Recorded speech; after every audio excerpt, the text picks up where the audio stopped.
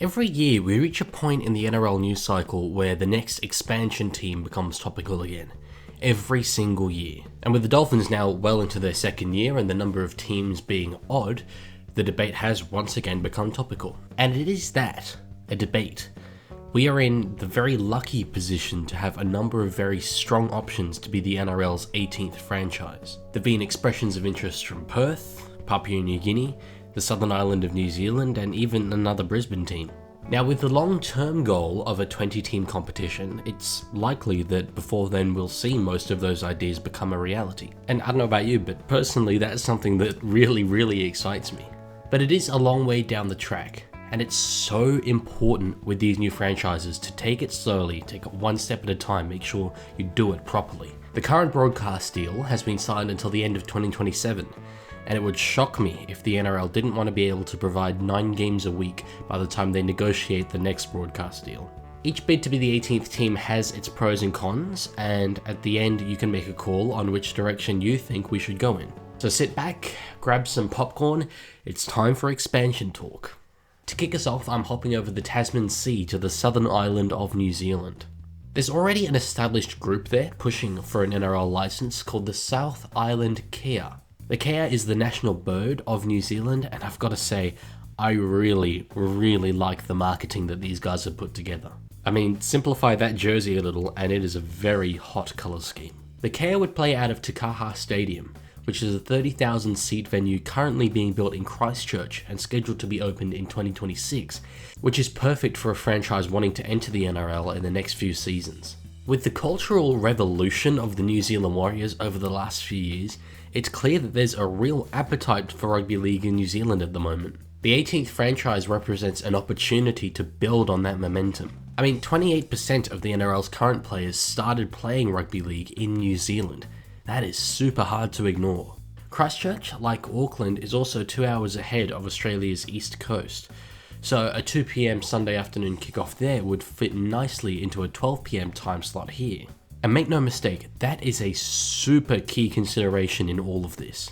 Fundamentally, the NRL want to sell an extra game on the TV per week, and they want fans to attend the game.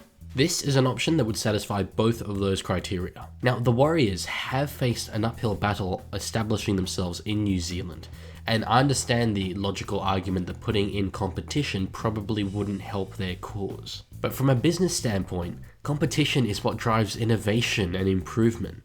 There is also a logic that says that a local competitor could actually push the Warriors to the next level. I see the southern island of New Zealand as a super strong option, and I would be shocked if we don't see them introduced eventually, if not as the NRL's 18th team. Next up we've got Perth. The Western Australia government are seriously interested in having an NRL team over there, and ARLC chairman Peter V'landys has spoken glowingly about the bid that they presented to him. The proposed team would play out of the 20,000-seater HBF Park, where the NRL are actually going to go later this year for the Dolphins and the Roosters game. And the state government have committed to a $96 million upgrade to the stadium if the NRL team is approved.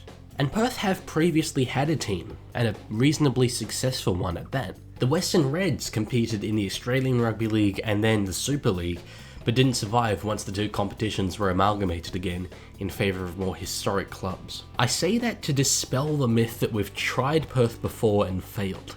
That doesn't paint the full picture, and it's not fair on those that are leading this WA bid. Now, there's a number of potential franchise names if the Perth bid is to be approved, the first of which is the existing bid of the West Coast Pirates. The Pirates have been around as a bid for over a decade now, and though they might need to make this logo a little bit less early 2000s, the mascot does work in my opinion. Although that being said, I do think that first grade rugby league in this country has been missing a black and white team ever since the Magpies amalgamated with the Tigers, and the Pirates could be the ultimate opportunity to bring back that colour scheme. The other name is the West Coast Bears. Yep, it's time to bring back the Bears. Old North Sydney Bears fans seem to absolutely love this idea, but you know who doesn't seem to? Perth-based NRL fans. I've seen a number of them saying that they don't want what effectively amounts to a rehashing of an old Sydney team, and I've got to say I completely understand them wanting to have their own identity. Not to mention my concern that any resurrection of the Bears outside of Sydney would bring too many home games to North Sydney Oval. play there once a year to acknowledge their history, but I've seen people suggesting they bring 3 to 4 home games a season, which is just absolutely ridiculous. At that point, you severely diminish how West Coast the West Coast Bears would actually be. And I've already made an entire video on why teams that have ties to multiple areas aren't successful. If the WA fans feel like their team doesn't take them seriously from the very start, the Bears would be done before they even get started. But done right, I do really like this option. I mentioned earlier that opening up a new TV slot will have a huge bearing on this decision, and the 2-hour time difference between the west coast of Australia and the east coast would be huge in that regard. A 4 PM Sunday kickoff over there would be a 6 PM kickoff here, early enough to still get a good crowd out to the game there whilst not clashing with any existing time slots. Works perfectly. Similarly to the way that I concluded the Southern New Zealand bid, if we get to 20 teams and Perth isn't one of them, I would be absolutely astonished. Now this one's less likely, so I'll keep it brief, but there is genuine interest from up in Brisbane. The Brisbane Tigers, formerly known as the East Tigers, have announced their intentions to bid officially to be the NRL's 18th team. Now on face value, going to Brisbane again so quickly probably isn't the best move, especially considering the Dolphins sold themselves to anyone and everyone in that city who doesn't already go for the Broncos. But it is a growing area that is a hotbed for rugby league talent, and there is obviously a huge appetite for the game up there. If it were perhaps franchise number 20, I would probably support it and think it's a great way to round out both our competition and our presence up in Queensland. But as team number 18 or 19, I just don't think it quite has the same potential as the other two bids that I've mentioned. I don't see it bringing in a heap of new fans who wouldn't have otherwise followed the NRL. Lastly, the favourite, Papua New Guinea. The Australian government wants a team there for geopolitical reasons, and there hasn't been a great deal of pushback on that from NRL fans. In fact, I've seen a lot of Australia-based NRL fans who are extremely supportive of the idea. Now, saying this could be career suicide because I know a substantial proportion of my audience are from Papua New Guinea, but by God is it a bad idea for us to put a team there. Here's why. You could give me any argument in favour of putting a team in Papua New Guinea and I would refute it with this one point. Why would we put an expansion team in the only place on earth where there is zero potential for the game to expand? The Papua New Guinean fans are the best rugby league fans in the world, and I would kill for the rest of the world to care half as much about the sport as they do. But they will continue to be the best fans in the world with or without an NRL team. Putting a team in Papua New Guinea simply will not attract any new fans. None. The NRL would be sacrificing money, manpower and opportunity for an operation that would not grow the game. And before people comment about the financial grant that the government have promised, you best believe that any opposition government would campaign on the fact that the sitting government are spending $60 million a year to fund an NRL team in Papua New Guinea in the hope that Xi Jinping would see James Fisher-Harris playing an away game there and decide to stop his political influence in the area. I'm all for developing the pathways available to players in Papua New Guinea.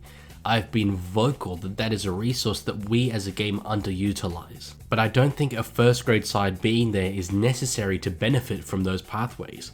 And I just reckon the other franchise options that I've covered potentially offer the NRL so much more. We already have the PNG fans.